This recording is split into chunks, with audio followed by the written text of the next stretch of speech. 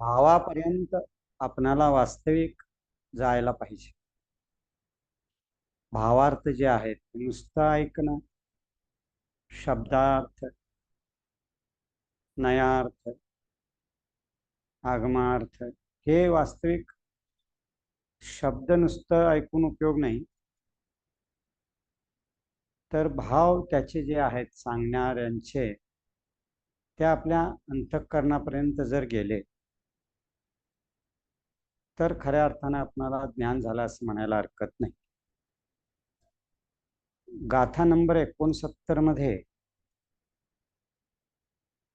कम्मम कम्मम कुवद्दी जदिसो अप्पा करेदि अप्पानम किध तस्य फलम भुज्यति अप्पा कम्मम च देदि फलम. द्रव्यकर्म द्रव्यकर्माला जीवाच्या सहाय्याविना जर करत असेल, आत्मा रागद्वेषानं कर्माशिवाय द्रव्य कर्माच्या उदयाशिवाय जर करत असेल असं जर आपण म्हटलो, तर मग आत्मा कर्माचं फळ कसं भोगेल असा प्रश्न 69 गाथेमध्ये सांगितलेलं होतं.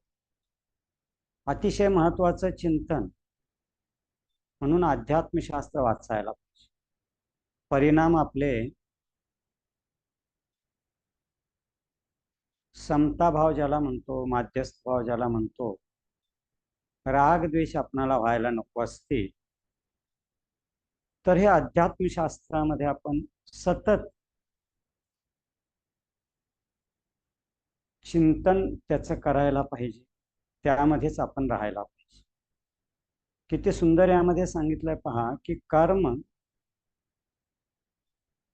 कर्मानुवर्गना ज्या आहेत त्या कर्मरूपानं जीवाच्या रागद्वेषाशिवाय जर होत असती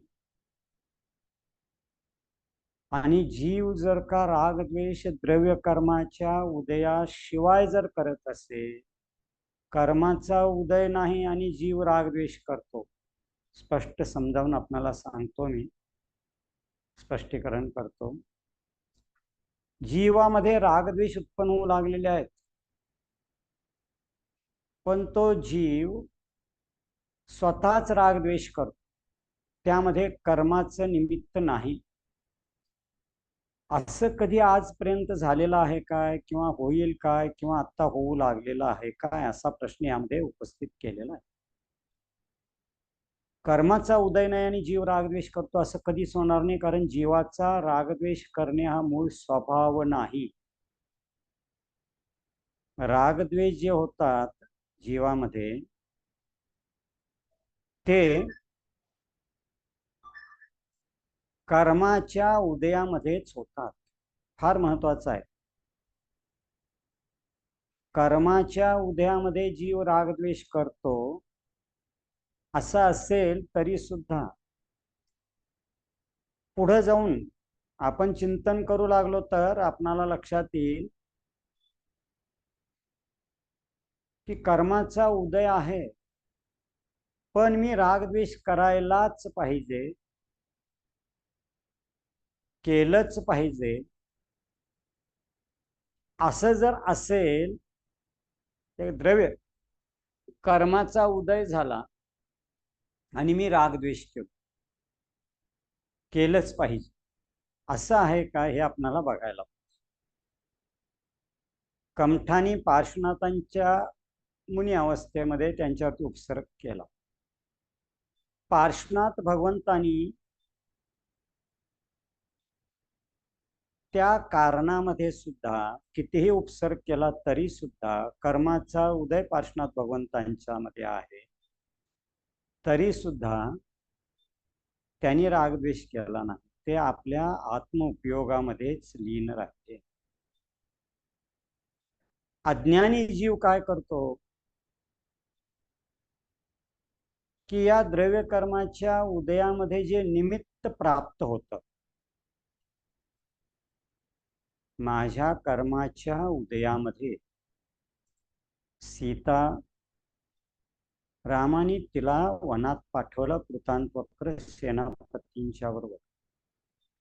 सीतेच्या कर्माचा उदय, रामाची बुद्धी त्यामुळं तसं झालं की सीतेला जंगलात पाठवायला पाहिजे. जंगलात गेल्यानंतर सीता तेच म्हणते की मला इथं पाठवलं जंगलामध्ये, सांगितलं तीर्थयात्रेला म्हणून आणि पाठवलं जंगलामध्ये, सोडायला लावलं जंगलामध्ये मध्यभागी. यामध्ये रामांची काही चूक, माझ्या कर्माचा उदय, राम निमित्त आहे. इथं सांगू लागलेले आहेत 69 नंबर गाथेमध्ये की द्रव्य कर्माचा उदय असेल तरच रामाची तशी बुद्धी होते आणि सीताला तसं पाठवलं जातं. सीतेच्या कर्माचा उदय नाही आणि रामा पाठवतो त्याला जंगलामध्ये, असं कधी होणार? जे कार्य घडतं माझ्यामध्ये, मला हे जे शरीर मिळालं, या शरीरामध्ये मी अडकलो, मनुष्य शरीरामध्ये ज्या ज्या आज क्रिया होऊ लागलेल्या आहेत, मला हे जे शरीर मिळालं त्यामध्ये स्पर्श रस गंध वर्ण सगळं जे जे असेल, सुस्वर असेल दुस्वर असेल, यशकीर्ती असेल अयशकीर्ती असेल, आदेय नामकर्माचा उदय असेल अनादेय नामकर्माचा उदय असेल, लोक माझ्यावरती प्रीती करत असतील किंवा करत नसतील, माझ्यामध्ये असणारं वात पित्त कफाचं प्रमाण जे आहे ते स्थिर राहत असेल अस्थिर राहत असेल, हे जे होऊ लागलेलं आहे हे संपूर्ण माझ्या कर्माच्या उदयामध्ये त्या त्या पद्धतीनं ते होऊ लागलेलं आहे. कर्माचा उदय नाही आणि मी रागद्वेष करू लागलेलो आहे किंवा अशा पद्धतीचं मला हे शरीर मिळालेलं आहे, असं कधीही होऊ शकत नाही. म्हणून इथं 69 नंबर गाथेमध्ये तेच सांगितले की द्रव्य कर्माला एकांत जीवाच्या परिणामाच्या शिवाय कर्मांवर्गना कर्मरूप होतात, असं 3 काळात कधीही होत नाही. फार महत्वाचं आहे. पुढच्या श्लोकामध्ये सांगणार आहेत, गाथेमध्ये पुढे सांगणार आहेत 70 नंबरच्या गाथेमध्ये. म्हणून कर्मांवर्गना कर्मरूप होण्यासाठी कारण जीवाचे परिणाम आहे आणि जीवामध्ये रागद्वेष उत्पन्न होण्याला कारण द्रव्य कर्म आहे. निमित्त नैमित्तिक संबंध दोन्हींचा संबंध आहे असं यामध्ये दाखवलेलं आहे. संबंध जर नसेल तर मग जीव कर्माचा भोगता कधी होणार, आणि जीव कर्माचा भोगता होणार नाही, रागद्वेष त्याच्यामध्ये उत्पन्न व्हायचं काय कारण नाही, कारण जीवाचा स्वभाव रागद्वेष करणं हा नाही. हे 69 गाथेमध्ये अतिशय सुंदर सांगितलं की अपने अपने कर्म का फल भोगे संसार, तुमच्या कर्माचं फळ तुम्ही भोगावं लागतं. उदाहरण दिलं होतं मागच्या वेळी. शेठजी काही करत नाही पण आत बसून तो एसी मध्ये आहे आणि बाहेर मजूर आहे, 50 रुपये त्याला मिळत नाही, उन्हामध्ये आहे, तो खडी फोडत आहे.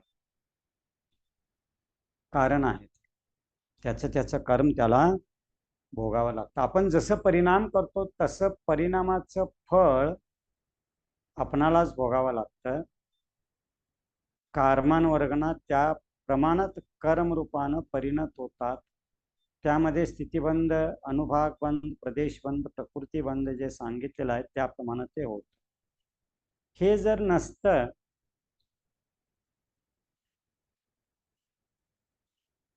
कर्माचा उदय नसता आणि जीव असं हे भोगू लागलेलं आहे असं असतं तर सगळ्या जीवांना त्याच पद्धतीचं फळ भोगायला मिळायला. सगळे जीव एकाच पद्धतीचे, एका प्रकारचे, सगळ्यांना सुख त्याच पद्धतीचं, दुःख त्याच पद्धतीचं, असं झालं असतं. पण असं कधी होत नाही. व्यवहारामध्ये आपण पाहतो 10 लोक असतात, ऍक्सिडेंट झाला, प्रत्येकाला त्याचं फळ वेगवेगळं मिळतं. त्याचं कर्म जो जसं बांधलेलं आहे तसं त्याला त्याचं फळ मिळतं. शरीराकडे बघितलं तर आपल्या लक्षात येईल की मेंदू काढला, मेंदूमध्ये काही बिघाड झाला असते तर बुद्धी आपले काम करत नाही म्हणतो आपण. जीवामध्ये त्याचा परिणाम होतो त्या याचा. शरीर जे आहे एक जसं लॅपटॉप आहे, मोबाईल आहे, त्याच्यामध्ये जसं काही थोडंसं जर बिघाड झालं, थोडं जरी हे झालं तरी व्यवस्थितपणे ते काम करत नाही. शरीर या माध्यमातून, शरीराच्या माध्यमातून जीव ज्ञान संपादन करणं वगैरे जे कार्य आहे, सुखदुःखाचं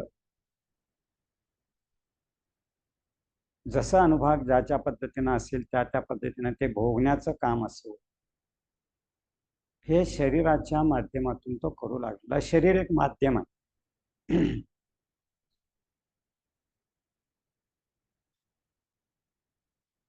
अगदी एखादा अवयव काढलं जातं, एखादा अवयव बसवलं जातं, किडनी वगैरे असं हे केलं जातं, रक्त दुसऱ्याचं दिलं जातं. ते पार्ट बदलतो ना आपण एखाद्या मशीनचं, तसं हे शरीर मशीन आहे आणि एक एक पार्ट याचं बदललं जातं, बदलतात. हे जर आपण समजावून घेतलं आपल्या लक्षात येईल की हे शरीरामध्ये उद्गल जे आहेत त्याच्यामध्ये ज्ञान नाही आहे, त्याच्यामध्ये दर्शन नाही आहे. हे शरीर सुखदुःखाचं अनुभव करत नाही. अनुभूती घेणारा, अनुभव घेणारा जो आहे तो कोणीतरी एक वेगळा आहे, तो मी जीव. पण त्या जीवामध्ये जे रागद्वेष होतात ते उद्गल जे कर्म, जड कर्म आहे, त्या कर्माच्या उदयामध्ये, कर्मामध्ये एवढी शक्ती की ते सुद्धा जीवावरती त्याचा प्रभाव दाखवू शकतात. आणि ते कर्म बांधतो तो जीव मीच, माझ्याच राग द्वेषामुळे मी कर्मांवर्गना कर्म रूपानं परिणत करण्यासाठी मीच कारण आहे. दोन्हींचा संबंध सांग, संश्लेष संबंध, दूध पाण्यासारखं वगैरे सांग. तर हे 69 नंबर गाथेमध्ये सांगितलेलं होतं. पुढची 70 नंबरची गाथा त्याला धरूनच पुढे सांगतायत. गाथा सुरुवातीला म्हणतोय, ओघाड घाड निचिधो ओगल काये हिम संवदो लोगो सुहमे हिम बादरे हिम य नंता नंते हिम विविहे हिम. काय सांगतात पा, कारमान वर्गना वगैरे जे म्हणतो, स्कंद पुद्गल स्कंद वगैरे. तर लोक सभी ओर से सूक्ष्म और स्थूल नाना प्रकार के अनंतानंत पुद्गल के स्कंदों से पूर्ण रूप से भरा हुआ है. कारमान वर्गना आहेत की नाही त्या. तर या ज्या वर्गना आहेत, कारमान वर्गना, स्कंद ज्याला म्हणतो आपण, जड पुद्गल जे म्हणतो, अणुरेणू ज्याला म्हणू आपण, हे रेणू जे आहेत स्कंद, इथं स्कंदाच्या बाबतीत सांगतायत. रेणू दोन परमाणू, दोन किंवा दोनपेक्षा जास्त एकत्र आल्यानंतर जे तयार होतं त्याला आपण स्कंद म्हणतो, रेणू किंवा स्कंद. इथं शास्त्रीय आपल्या या भाषेमध्ये स्कंद असं म्हणतो आपण. तर लोकांमध्ये सगळीकडे सूक्ष्म आणि स्थूल असं नाना प्रकारचे अनंतानंत पुद्गल स्कंद पूर्ण रूपानं असं भरलेले आहे. हे आता आपणाला जे दिसू लागलेले आहे सगळे स्थूल आहे. स्कंद जे आहे ते स्थूल आहेत, दिसू लागले ते स्थूल आहेत. त्यामध्ये सूक्ष्मामध्ये थोडंसं आपण गेलो तर आता जे बोलतो आहोत, शब्द जे बाहेर पडू लागलेले आहेत, आपणाला दिसत नाही. दिसणारा चष्मा आहे, चेहरा आहे, आपला डोळा सगळं आहे, हे दिसतं आपणाला, हे स्थूल. त्यामध्ये 6 प्रकार सांगितले आहेत, स्थूल स्थूल स्थूल स्थूल, सूक्ष्म सूक्ष्म स्थूल, सूक्ष्म आणि सूक्ष्म सूक्ष्म, असं 6 प्रकार सांगितलेले आहेत. तर हे जे दिसतं हे आणि न दिसणार हे आहे ना, शब्द वर्गना बाहेर पडतायत पण दिसत नाहीत. हवा आहे, आपणाला स्पर्श होतो पण हवा दिसत नाही, नाही असं नाही. ह्या वर्गना किंवा स्कंद ज्याला म्हणतात हे अनंतानंत आहे, जीव अनंत आहेत. हे पुद्गल स्कंद किती परमाणू अनंतानंत आहेत म्हणून सांगितलं. अर्थ सांगतात, यह लोक सब तरफ से सूक्ष्म और बादर नाना प्रकार के अनंतानंत पुद्गल स्कंदों से पूर्ण रूप से भरा हुआ है. पूर्ण रूपाने भरलेला आहे. 3 लोक जे आहेत लोकाकाश, याच्या बाहेर मात्र जे आहे अलोकाकाश, ते मात्र फक्त आकाश द्रव्य आहे. त्यामध्ये पुद्गल स्कंदाचा काही संबंध नाही. 6 द्रव्य आहेत ते फक्त लोकाकाशामध्ये आहेत, 3 लोकांमध्ये आहेत. 3 लोकाच्या बाहेर फक्त एक अनंत आकाश द्रव्य तेवढेच आहे. आचार्यश्रींनी जे पद्यानुवाद केलेला आहे ते वाचतोय मी. पुद्गल स्कंदों के द्वारा यह सर्व लोक ही भरा हुआ. पुद्गल स्कंदांच्या द्वारा हे संपूर्ण लोक, महास्कंद असं म्हणतात त्याला. 3 लोक, संपूर्ण लोकाला महास्कंद असं म्हणतात.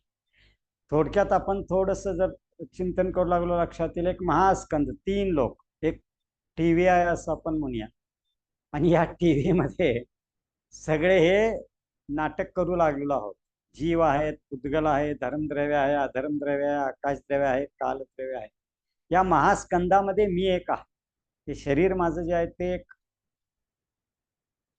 स्कंदच आहे. शरीर स्कंदाचाच प्रकार आहे. तो एक, हे पण स्कंद आहे, स्थूल आहे, दिसतं आपणाला, ते आहे. जो कज्जल दानी में काजल भरा अतिशय सघन रहा. काजळ जसं असतं ना, काजळ डब्यामध्ये काजळ भरलेलं असतं, सगळीकडून पूर्ण भरलेलं असतं काजळ. तसं 3 लोकांमध्ये सगळे पुद्गलाच्या सूक्ष्म आणि स्थूल वर्गना किंवा स्कंद सगळे 3 लोकांमध्ये सघन खचाखच भरलेल्या. कुठं जागा शिल्लक नाही की त्या जागेवरती पुद्गल स्कंद नाही. 3 लोकांमध्ये असं एक प्रदेश नाही, क्षेत्र नाही की जिथं पुद्गल स्कंद नाही, सांगू लागलेले आहे. अतिशय सूक्ष्म और बादर यह पुद्गल कहे अनंतानंत. सूक्ष्म आणि स्थूल, स्थूलच बादर असं म्हणतात. हे पुद्गल यांना म्हणतात अनंतानंत आहेत. अनेक भेद रहे पुद्गल के परमाणु औ नाना स्कंद. पुद्गलाचे भेद, परमाणु आणि नाना प्रकारचे स्कंद. स्कंद किती प्रकारचे असतात? 23 प्रकारचे स्कंद. आणि त्यामध्ये आपणाला जे उपयोगी पडतात किंवा माहितीचे ते 5 प्रकारचे स्कंद. हे आहार वर्गना, भाषा, ज्यामुळे शरीर तयार होतात 3 प्रकारचे आहार वर्गना. औदारिक शरीर, वैक्रिक शरीर आणि आहारक शरीर तयार होतात. दुसरा आहे भाषा वर्गना, शब्द तयार होतात, हे जे शब्द बाहेर पडतात. मनोवर्गना, द्रव्य मन तयार होतं हृदयाच्या ठिकाणी, अष्टदल कमलाकार. तैजस वर्गना, तैजस शरीर तयार होतं, शरीरावरती तेज जे असतं ते. आणि कारमान वर्गना, ज्यामुळं कारमान शरीर तयार होतं, कर्म ज्याला आपण म्हणतो ते कारमान वर्गना कर्मरूप परिणत होतात. हे 5 भेद आपल्याला माहिती आहे. 23 भेद पण आहेत, सगळे त्याचेही नाव आहेत.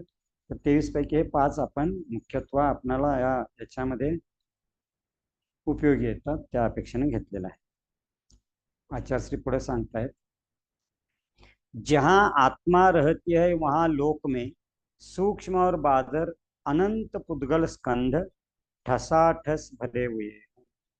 हे पुद्गल स्कंद कारमान वर्गना 3 लोकांमध्ये, जिथं सिद्ध भगवान आहेत ना, तिथं सुद्धा ठसाठस भरलेले आहेत.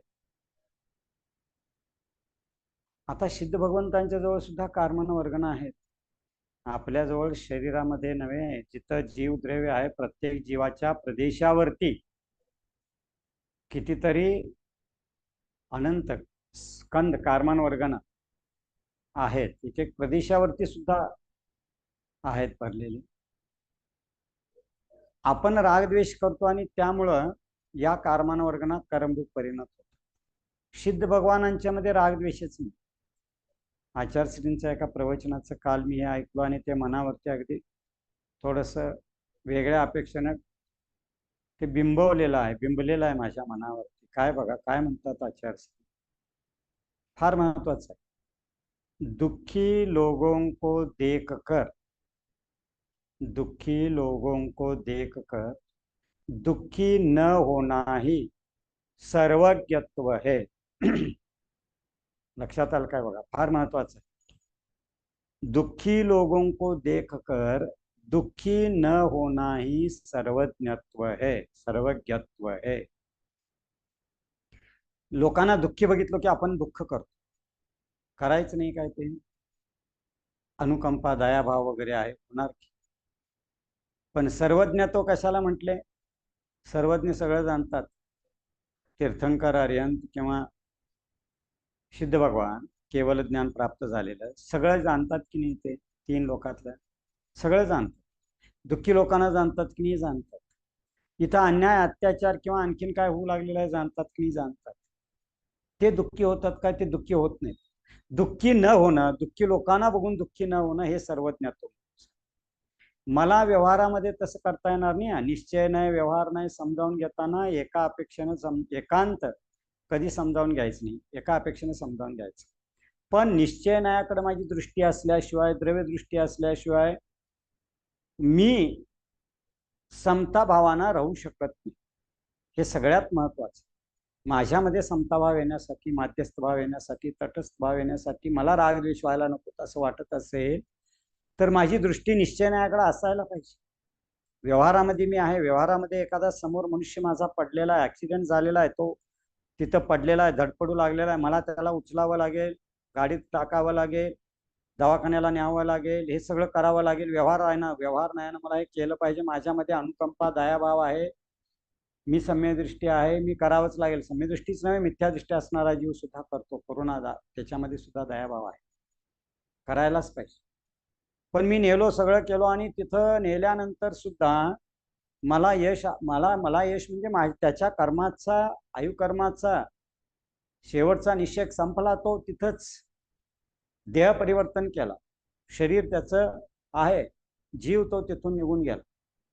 ते बघून मला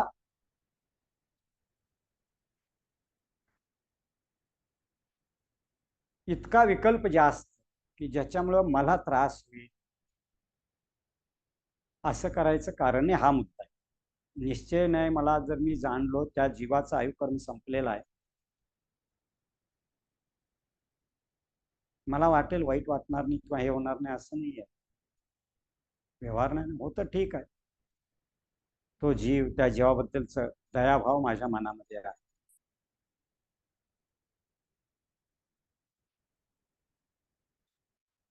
तीर्थंकर किंवा सिद्ध भगवान, सिद्ध भगवान क्षायिक, सिद्ध भगवंता क्षायिक दान, अभयदान. दान म्हणजे कोणतं करतात? क्षायिक दान. गुण प्राप्त होतं, 9 क्षायिक गुणांची प्राप्ती होते सिद्ध भगवंता. अंतराय कर्माचा नाश केला तर 5 गुण प्राप्त होतात. क्षायिक दान, लाभ, भोग. म्हणजे क्षायिक दान, क्षायिक लाभ, क्षायिक भोग, क्षायिक उपभोग आणि क्षायिक वीर, अनंत. आता क्षायिक दान कुठल्या अपेक्षेनं अभयदान म्हणू शकतो? त्यांच्याकडून कुठल्याही जीवांचं हे होणारच नाही, कधीच हिंसा विराध न होत.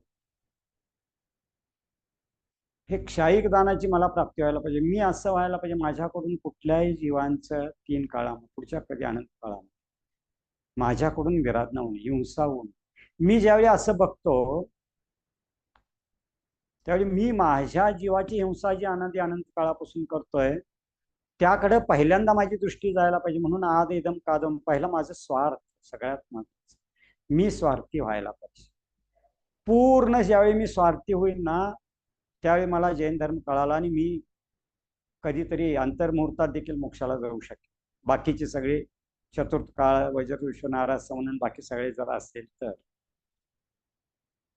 निमित्त मिळालं. मी अनादि अनंत काळापासून माझ्यावरतीच दया केली, अनादि अनंत काळ पाठीमाग माझ्यावरती मी दया केली. माझं जे हिंसा मीच करू लागलेलो आहे, माझ्या आत्म्याची हिंसा मीच करू लागलो, त्याच्याकडे माझी दृष्टी अनंत काळापासून आजपर्यंत गेलेली नाही. ती दृष्टी मला यायला पाहिजे. ती दृष्टी येण्यासाठी खऱ्या अर्थानं हे काय सांगितलं, ह्या 69 नंबरची गाथा किंवा 70 नंबरचं आता जे सांगू लागले. कर्म वर्गना, कार्मान वर्गना, सूक्ष्म स्थूल हे जे स्कंद आहेत खचाखच भरलेले आहेत. तुम्हाला काय करतात, तुम्हाला काही करत नाही. सांगण्याचा उद्देश फार महत्वाचा.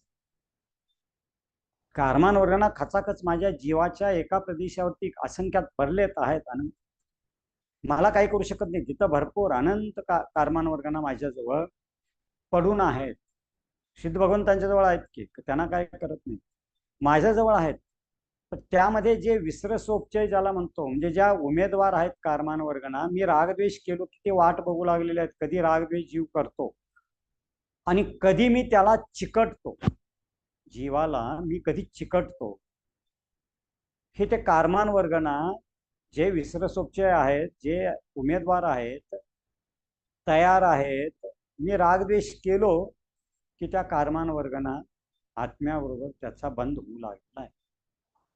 मी अनादि अनंत काळापासून मी रागद्वेष करू लागलेलो आहे आणि त्यामुळं या कार्मान वर्गना कर्मरूपानं परिणत होऊन माझ्या आत्म्याशी ते त्याचा बंध होऊ लागलेला आहे. ज्यावेळी मी रागद्वेष करतो त्यावेळी खऱ्या अर्थानं मी माझ्या आत्म्याचीच हिंसा करतो. या हिंसेकडे माझं लक्ष नाही अजिबात आजपर्यंत. याच्याकडे एक वेळ बघणं, हे चिंतनामध्ये घेणं अतिशय महत्वाचं आहे. मी माझ्या आत्म्याची हिंसा इथून पुढे करणार नाही, एक निश्चय करायला पाहिजे. अतिशय महत्वाचं आहे हे निश्चय महत्वाचा आहे. हे माझं ध्येय असायला पाहिजे, हे मला साध्य करायला पाहिजे. काय साध्य करायचंय की मी माझ्या आत्म्याची हिंसा होऊ देणार नाही. माझ्या आत्म्याची जर मी हिंसा होऊ देणार नसेल, मी जर असं केलो तर निश्चितपणे मी दुसऱ्या जीवाची हिंसा करतच नाही आहे, होतच नाही, माझ्याकडून होणारच नाही, शक्यच नाही. दुसऱ्या जीवाची हिंसा कधी होईल? ज्यावेळी माझ्या जीवाची अगोदर हिंसा होईल, माझ्या आत्म्याची हिंसा होईल, त्यावेळी दुसऱ्या जीवाची हिंसा होईल. मी प्रमाद केलो, मी आळस केलो, मी धर्मकार्यामध्ये आळस केला. धर्मकार्य बघताना जाताना मी न बघता चालू लागलो आणि एखाद्या जीवाची हिंसा झाली, त्याचा कर्मबंध मला झाला. माझ्या आत्म्यामध्ये बघा, कार्मान वर्गना येऊन चिकटल्या, कर्मरूपानं परिणत झाल्या आणि त्या चिकटल्या माझ्या आत्म्याशी संबंध झाला त्या कार्मान वर्गणींचा, कर्मरूपानं त्या परिणत झाल्या. त्यामुळं मला त्याचं फळ मिळणार आहे. माझ्या आत्म्याचं नुकसान झालं, माझ्या आत्म्याची हिंसा झाली.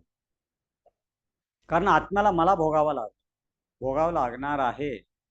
कर्म उद्याला ज्यावेळी येईल त्यावेळी त्याचं फळ मला भोगावं लागणार.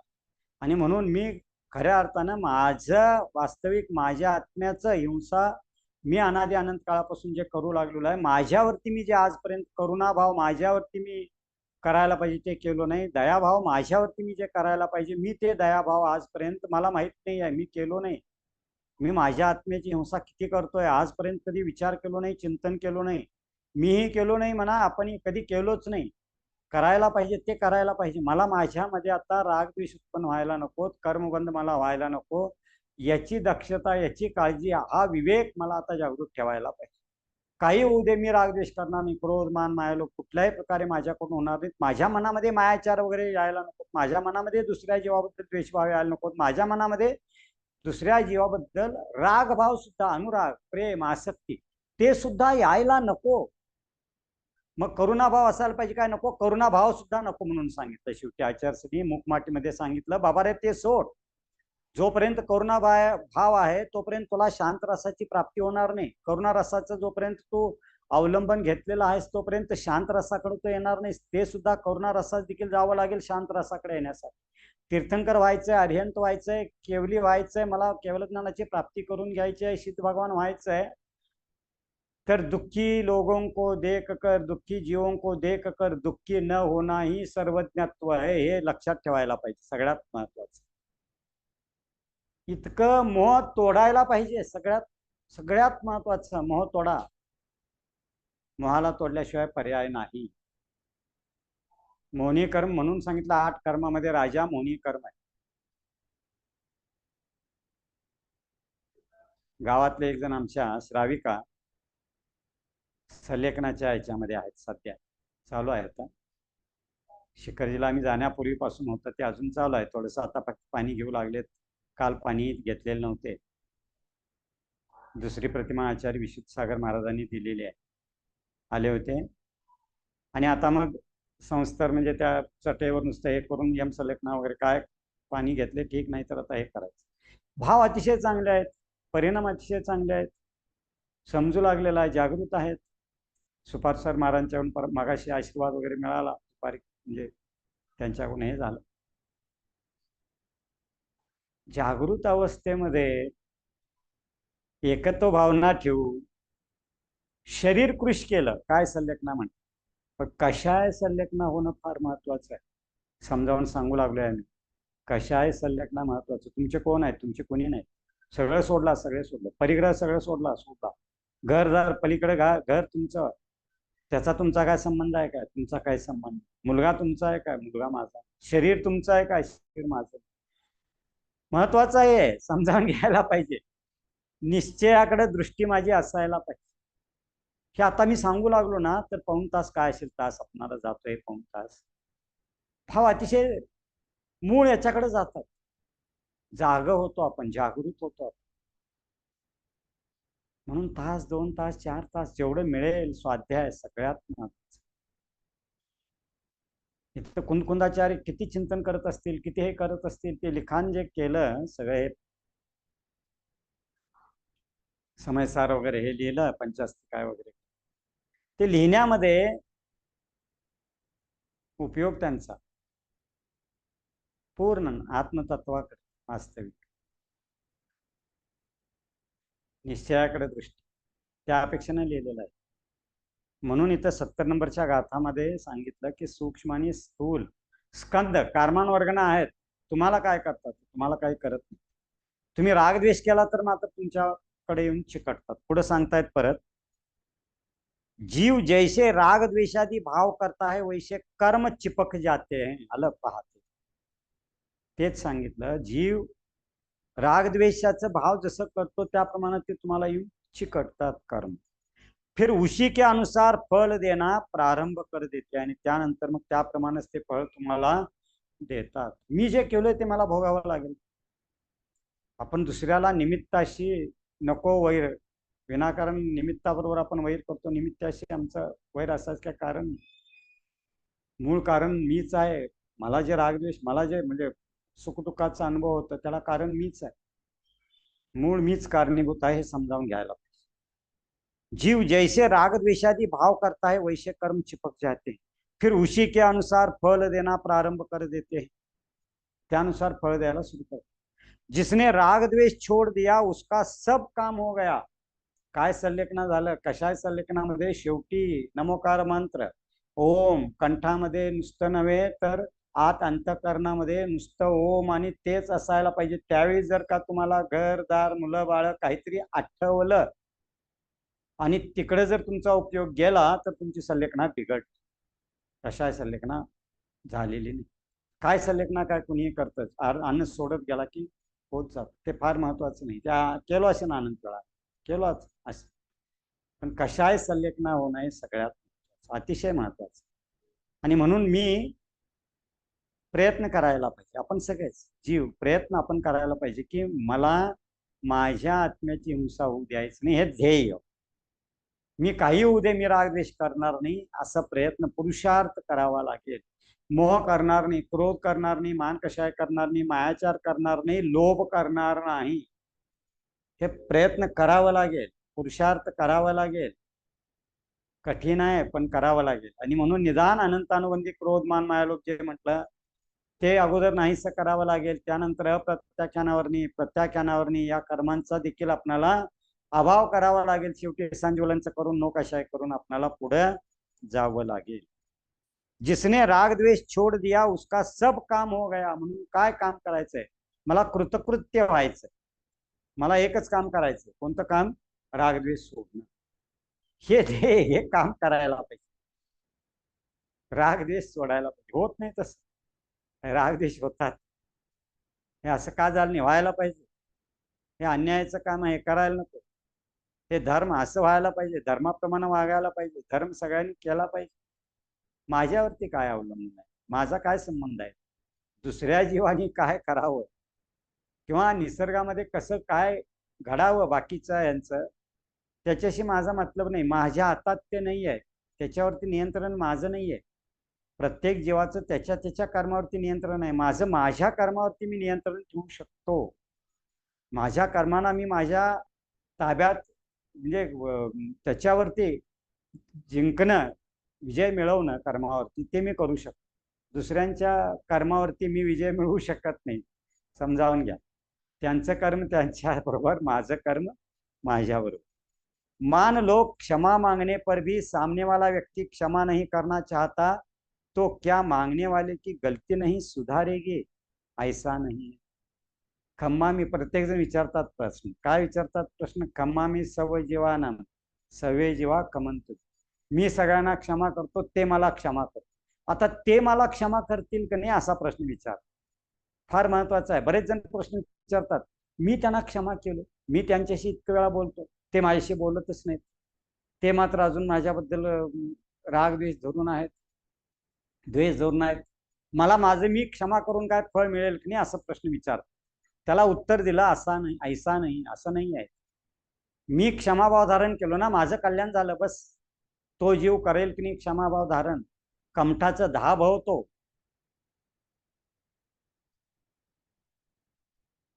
हत्तीच्या पर्यायामध्ये पार्श्वनाथांचा जीव आहे. सापाच्या पर्यायामध्ये कमठाचा जीव आहे. चिखलामध्ये हत्ती अडकलेला आहे. साप चालला, त्याला पाठीमागचं वैर आठवलं. कमठाचा जीव तो, वैरभाव आठवला. तो जाऊन चावा घेतला हत्तीचा, तिथं चाललाय तो, गेला, तो अडकला, गेला तिथं चावा घेतला, ठीक आहे, पण तो अडकला तिथं, कारण त्यालाही त्या चिखलामध्ये त्याला बाहेर येता आलं नाही. साप वरून दोघे मुनी महाराज चालले 4 नंदीदारी. दोघे खाली उतरले, बघितले, कारण पुढे तीर्थंकर होणारा जीव हा हत्तीचा जीव, पार्श्वनाथ भगवंतांचा. मुनी महाराज बघितले, खाली उतरले, आणि एक जण हत्तीला उपदेश देऊ लागले आणि एक मुनी महाराज त्या सापाला उपदेश देऊ लागले. नुसतं ऐकून आता आपण हे करायचं, चिंतन करायचं. फार महत्वाचं आहे चिंतन. मलाही रागद्वेष होतात ना, होत नाही तसं, ते होऊ नयेत म्हणून करावं लागेल, पुरुषार्थ करावा लागेल. तो पुरुषार्थ त्यासाठीच झगडावं लागेल, त्यासाठी मला आयुष्य माझं खर्ची घालावं लागेल. फार लागत नाही म्हटलं, 48 मिनिटं जर मी व्यवस्थित हे केलं तर मोक्षाला जाऊ शकतो, म्हटलं कर्मनाश करू शकतो. तर हे क्षमा बघा कसं आहे. हत्तीला सांगितलं, हत्तीने क्षमा केलं कमठा त्या सापाला, हत्ती मरून स्वर्गात देव झाला. साप मात्र त्याला मुनी महाराज ते 4 नंदीदारी तसेच सांगू लागले, त्यांनी उपदेश दिला सापाला, तरी तो मात्र द्वेषभाव सोडला नाही, तो नरकाला गेला, त्याचं दुःख तो भोगेल. इथं ते सांगू लागले, तुम्ही क्षमा करा, दुसरा करेल न करेल त्याचा काय संबंध, त्याचा विचार तुम्ही करायचं कारण नाही. तुम्ही तुमच्या जीवाचं कल्याण करू, त्याचे जीवाचे जे परिणाम होतील ते त्या त्या जीवाचे परिणाम असतील. तुमच्यावरती एखादा जीव राग करू लागला, अनुराग करू लागला, प्रीती करू लागला, प्रेम करू लागला, त्या जीवाचे परिणाम. तुम्ही काय त्रास करून घ्यायचे ते कारण, तुम्ही मात्र करू नका. तुम्ही राग पण करू नका आणि द्वेष पण करू. तुम्ही जर केला तर तुम्हाला त्याचं फळ भोगल्याशिवाय पर्याय नाही. अज्ञान दशा में जो गलती की थी उसे ज्ञान दशा में छोड़ दिया, इतना पर्याप्त है. अज्ञान दशेमध्ये मी चुका केल्या होत्या, मी माझ्याकडे लक्ष दिलं नव्हतं, मी द्वेष भाव केला होता, मी क्रोध किंवा हे मनामध्ये धरलो होतो. आता ज्ञानी मी झालो, मला ज्ञान झालं, मला कर्म सिद्धांत कळाला, तर ते मी सुधारायला पाहिजे. मी सोडलो, एवढं पर्याप्त आहे. मी क्षमाभाव धारण केलं, पर्याप्त, तेवढं पूर्ण, ते महत्वाचं करावं लागेल मला. ज्ञानी त्यालाच म्हणतो. लोक में अनंत जीव है, किस किसके पास क्षमा मांगने जाओगे. उद्या क्षमावलीचा कार्यक्रम आम्ही दुपारी ठेवलेला आहे, की बाबा सगळा जीव, गावातले कोण असतील ते सगळ्यांनी क्षमावलीचं हे करूया आपण. ते आता जे संलेखना घेतलेले आहेत त्यांची क्षमा मागायचं, क्षमा त्यांनी मागावं, आपण क्षमा द्यावं, करावं, आपण क्षमा मागावं, त्यांनी क्षमा करावी. कुणाबरोबर तुम्ही क्षमा मागणार. आपण प्रतिक्रमणमध्ये एकेंद्रियापासून सगळे असंज्ञ संज्ञ पंचेंद्रियापर्यंतच्या सगळ्या 3 लोकातल्या सगळ्या जीवांची आम्ही क्षमा मागतो.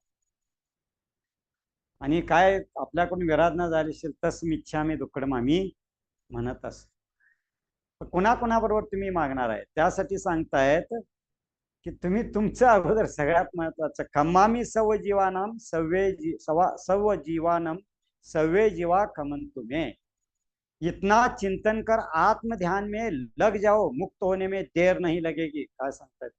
खम्मामी सव जीवानम, मी सगळ्यांना क्षमा करतो, सव्वे जीवा खमन तुम्हें, इतना चिंतन कर, चिंतन करा, मी सगळ्यांना क्षमा करतो, तुम्ही चिंतन करा. जीव करतात तुम्ही ते माहित नाही आपल्याला, काय संबंध नाही. एवढं चिंतन करा आणि तुम्ही आत्मध्यानामध्ये लागा, मुक्ती मिळायला फार वेळ लागणार नाही. 9:15 झालेले आहेत. शंका वगैरे कोणाला विचारायचं असेल तर तुम्ही यामध्ये काय शंका किंवा हे असतील तर ते विचारायला हरकत नाही. त्यासाठी झूम मीटिंग वरती आज स्वाध्याय सुरू केलेला आहे. जर विचारायचं असेल शंका तर तुमचा ऑडिओ सुरू करा आणि तुम्ही शंका विचारा.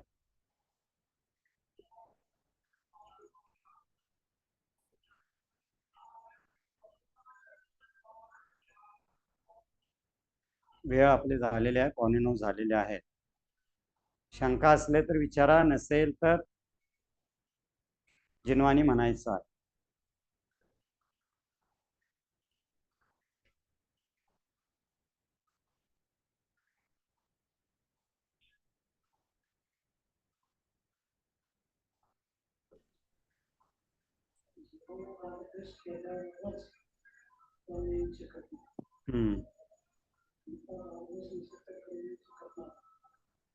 रागद्वेष नसेल तर कर्म येणारच. कर्म यायचं काय कारण नाही. रागद्वेषाशिवाय येतच नाही. ते कारण जे सांगितले ना की रागद्वेषामुळे स्थितीबंध आणि अनुभाग बंद बांधलं जात, आणि योगामुळं प्रकृतीबंध आणि प्रदेशबंध. नुसतं योग 10व्या गुणस्थानानंतर आहे. 10व्या गुणस्थानानंतर रागद्वेष ते येतात पण ते थांबत नाहीत. आले या समयाला पुढच्या समयाला निघून जातात. त्यामुळे ते चिकटत नाही. रागद्वेष हे चिकटायला वास्तविक खऱ्या अर्थानं कारण आहे.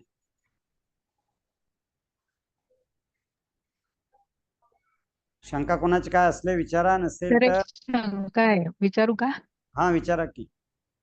हा तर एक अशी व्यक्ती आहे, म्हणजे पहिले आमचं चांगलं होतं पण मग आता काही कारणामुळे थोडंसं बिनसलं. तर आता मी प्रत्येक वेळेला, म्हणजे आताच नाही, प्रत्येक वेळेला क्षमावेळच्या वेळेला मी त्यांच्याकडे जाऊन त्यांची क्षमा मागते, पण ती व्यक्ती बोलतच नाही. एक नाही, दोन नाही, काहीच नाही, बोलतच नाही. मी आपली जाऊन नुसती क्षमा मागते, बस आपल्या निघून यायचं, बाकी काहीच नाही होत. याला काय करायचं? करायचं काय नाही. आता जे शास्त्रात तेच सांगितलं, फार सुंदर सांगितलं आचार्यांनी. आचार्य तेच सांगितले, तुम्ही तुमचं काम करा. खम्मामी सव जीवानाम सव्वे जीवा खमन तुम्ही.